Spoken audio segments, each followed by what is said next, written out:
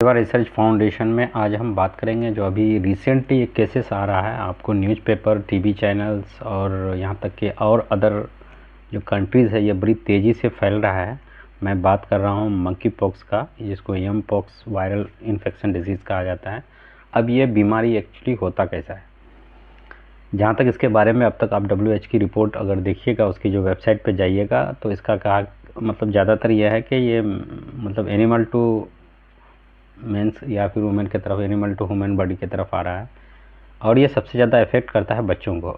अब दूसरी बात इसमें यह है कि अब अगर इसको इतना है तो कि देखिए ये केसेस पहले भी होते थे, आपके पास वो न्यूज़ नहीं आता था पहले ज़माने में, क्योंकि होम्योपैथी में इसकी बड़ी चर्चा है। अगर आप बड़े राइटर्स की बुक को देखें तो इसका चर्चा आपको, चाहे वो स्मॉल पॉक्स या चिकन पॉक्स के बारे में बड़ी चर्चा है, लेकिन ये जब जानवरों से इंसानों की तरफ जाता है, या हाल फिलहाल में अभी आपने देखा होगा कि जानवरों में बड़ी तादाद से फैला होगा ये पॉक्स, ठीक है। आपके जो गाय, बकरी, भैंस वगैरह में हो रहा था, पिछले 6 महीना से मैं भी इसका ट्रीटमेंट कर रहा हूँ। गाय, भैंस, बकरी को जो हुआ है तो ये बड़ा साइज़ का पॉक्स हुआ करता था, इतना इतना स्किन लगता है कि उसका फट जाएगा। और तो इसमें केसेस क्या होता है कि इसमें एक्चुअली ये तो सबसे पहले जानवरों में जब होता था तो अभी तो ट्रीटमेंट निकला है, बाद में इनका पहले ज़माने में ये अपने से ठीक होता था। ज़्यादातर केसेस में ये देखा गया है, थोड़ा बहुत प्रिकॉशन वगैरह यूज किया जाता था घरों में और उसी के आधार पे ये अपने से ठीक होता था। अगर ये हो जाए तो अब हम लोग इसमें क्या होम्योपैथी के ट्रीटमेंट देखेंगे। पहली केसेस इसमें देखें, इसको पहचानने का तरीका, ये आप उसका डायग्नोस करते हैं तो अगर ये स्मॉल भी हो सकता है या फिर चिकन पॉक्स भी इसी तरह का, ये डिफरेंट डायग्नोस में पाया जाता है, ठीक है। अब दूसरा चीज़ में देखें, क्योंकि ये इन्फेक्शन और वायरल डिजीज़ है। अब इन्फेक्शन वायरल डिजीज़ क्या है, अब इसको एम पॉक्स की तरह मत लीजिए कि एक नई बीमारी है, एक नया बैक्टीरिया है और एक नया चीज़ है। आप इसको अगर होम्योपैथी से ट्रीटमेंट करना चाहते हैं तो आप इसको, जो आप जिसको खेसरा कहते हैं या फिर मिलेज़मा कहते हैं या फिर रूबेला कहते हैं या फिर आप उसको चिकन पॉक्स कहते हैं, आप उसी के आधार पर इसको ट्रीटमेंट कीजिए।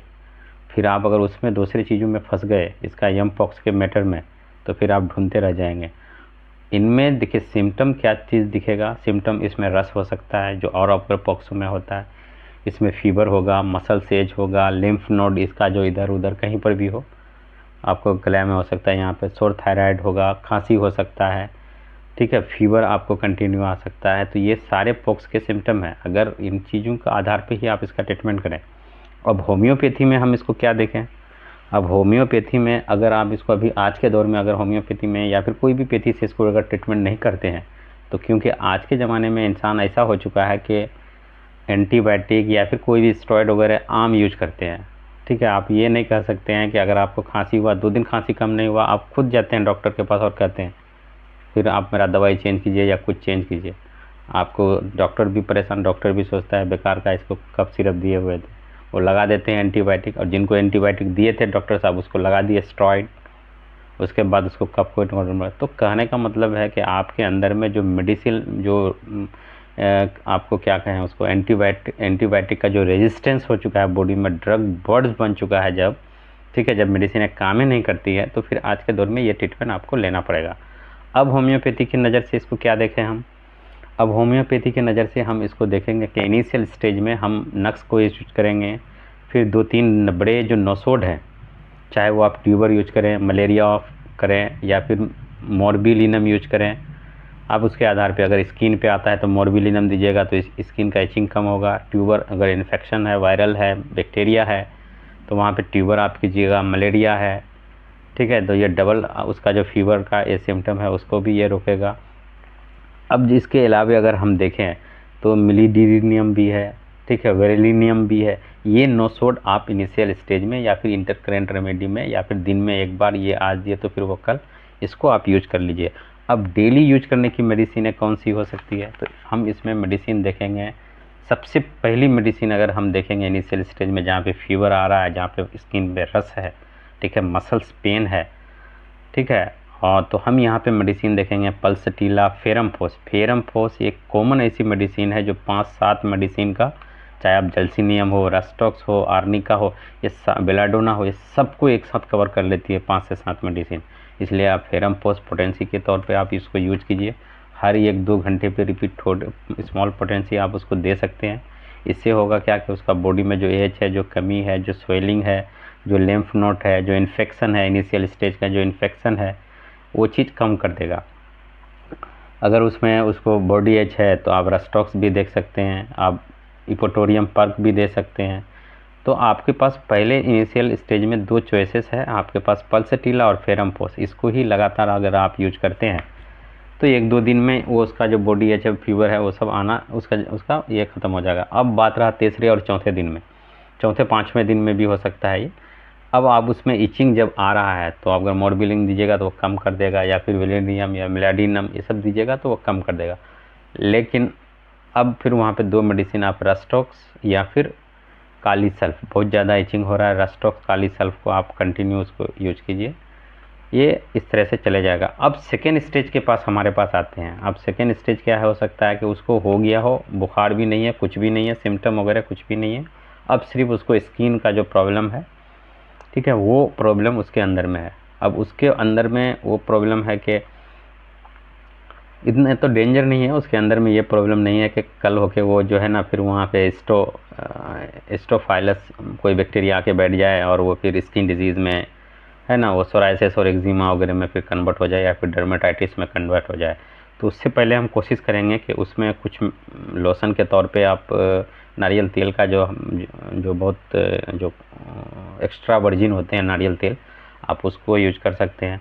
अब मेडिसिन यहाँ पे हम क्या करेंगे, बेसिलिनम और रेडियम इंटरकरेंट रेमेडी के तौर पे देंगे। बाकी काली म्यूर वगैरह हम यहाँ पे कंटिन्यू यूज करवाएंगे, क्योंकि अब ये सेकेंडरी इन्फ्लामेशन हो गया, तो सेकेंडरी इन्फ्लामेशन में काली म्यूर केसेस को बंद कर देगी, चाहे वो स्किन का हो या फिर उसमें इचिंग हो, क्योंकि काली म्यूर सेकेंडरी इन्फेक्शन की बहुत है। अब इंटरकरेंट रेमेडी के तौर पर बेसिलिनम या रेडियम। अब वहाँ पे स्किन आ गया तो फिर स्किन में अगर फिर वो तीसरा स्टेज में जब आएगा फिर वो, तो फिर आप उसको जिस तरह से आप वायरल इन्फेक्शन या आप जिस तरह से आप रिंग वार्म या फिर कोई भी चीज़ यूज करते हैं आप उस तरह से ट्रीटमेंट करेंगे। तो ये 2 ट्रीटमेंट, आप जो M pox viral infection disease है आप उसको उसके तरफ नहीं जाइए। जो वायरल इन्फेक्शन है, जिस तरह से आप स्मॉल पॉक्स और चिकन पॉक्स आप जिस तरह से आप उसका ट्रीटमेंट करते हैं, सेम इसी तरह उसको देख सकते हैं। अब शोर थायराइड केस का है, बेलाडोना लगा दीजिएगा। तो कहने का मतलब है कि आप उसको अगर जैसे ही एक सिस्टमेटिक ट्रीटमेंट करना है, क्योंकि होम्योपैथी में इतना भी नहीं है कि न्यू डिजीज़ आया है तो नया एंटीबायोटिक आ जाए। अब इसमें क्या है कि आपके पास अब कुछ का आपके पास, जैसे हमने अब नोसोड बताया, ये नोसोड बहुत काम किया। नहीं है आपके पास कुछ, मलेरिया नहीं है आपके पास फ्लैडिनम नहीं है, आपके पास मोरबिलिनम नहीं है, तो आपके पास ट्यूबर है, आपके पास बेसिलिनम है, आप इनका यूज करें, ठीक है। बाकी जो मेडिसिन है आप पल्सटीला और फेरमपोस को हर 1 घंटे में आप उसको रिपीट कीजिए। वो आपका मसल्स पेन, फिर वो एच, फिर वो रश वगैरह आहिस्ते आहिस्ते जाने लगेगा। दूसरे तीसरे दिन में जब इचिंग स्टार्ट होता है स्किन में, ठीक है, तो फिर वहाँ पे आप उस समय आप यूज कर सकते हैं काली सल्फ या रस्टॉक्स। तो ये था मेडिसिन जो एम पॉक्स के रिलेटेड। कोई इतनी बड़ी बीमारी तो है नहीं, क्योंकि आउटो ठीक होती है, ये अपने से ठीक होती है 2 से 4 हफ्ता में, है ना, कोई बड़ा है नहीं आप उसके लिए। हाँ, लेकिन ये स्किन टू स्किन केसेस में फैलता है, ठीक है, स्किन टू स्किन टच में आ सकता है, ये तो फैलता है तो फिर ये पेंडेमिक हो सकता है। तो हो सकता है क्या कि ये बड़े कोई साइड इफ़ेक्ट तो अब तक इसका रिकॉर्ड नहीं किया है, लेकिन ये फैलता है तो आपका स्किन का डिजीज़ हो सकता है आपको, ठीक है। आप फिर स्किन में स्टोफाइलस बैठ जाएगा, फिर ये लंबा केसेस उस समय खींच सकता है, आपको कॉम्प्लिकेशन ला सकता है। तो जब जैसे WHO की रिपोर्ट आ रही थी कि कौन कौन सा देश में, जैसे पाकिस्तान बता रहा था, कुछ अफ्रीका के देश बता रहा जो बड़ी तेज़ी से फैल रहा है, तो इंडिया में है कि इसका फैले कर दीजिए। होम्योपैथ प्रैक्टिशनर है आप, तो इन मेडिसिनों का आप अपने क्लिनिक में यूज कर सकते हैं, क्योंकि आपने उसका तो इलाज ही किया होगा, चिकन पॉक्स वगैरह।